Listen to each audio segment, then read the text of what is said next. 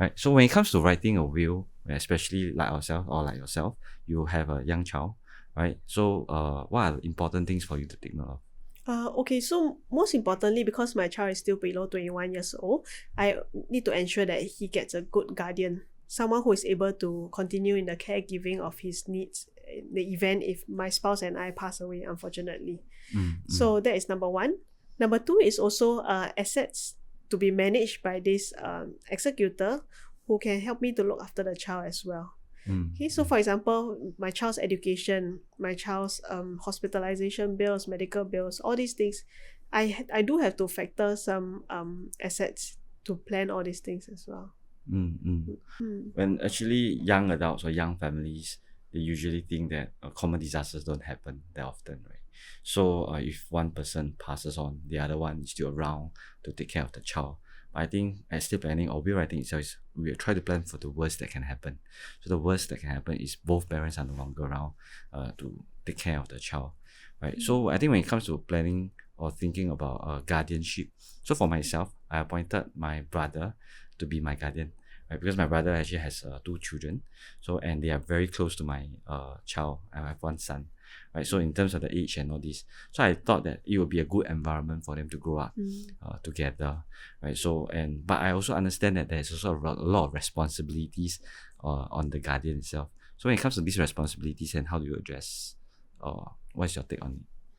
Okay, so like yourself, so the guardian I appointed is also my sibling who has children as well. So ideally, the thought process is exactly the same as you, so that my son can grow up in a loving environment together with the cousins who, if unfortunately, if both my spouse and I pass away, will become his siblings.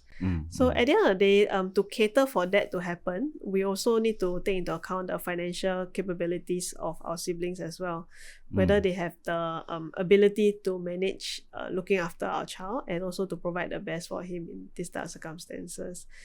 I think it's very useful to also make sure that the sibling is okay to be listed as the guardian in our will.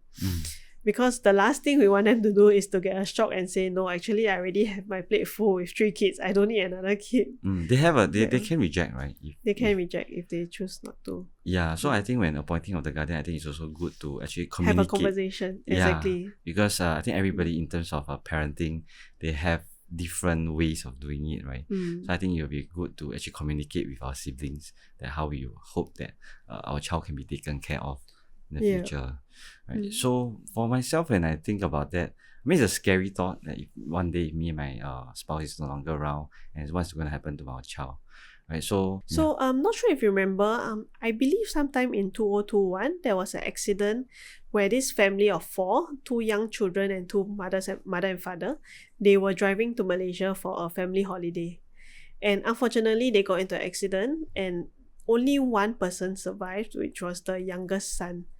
I can't remember how old the son is, but I believe it's around 3 to 5 years old.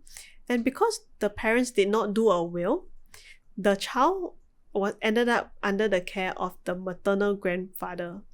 So that is okay if the child is close to the maternal grandfather and that no other grandparents or any uncle aunties are disputing on the caregiving of the child. But what happens if the maternal grandfather and the child are actually not on good terms? What if the child actually prefers the paternal grandmother, for example?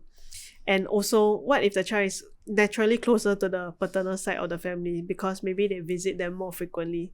So unfortunately, because the testator did not do a will, the deceased did not do a will, they were unable to make the decision on behalf of the child before they unfortunately passed away.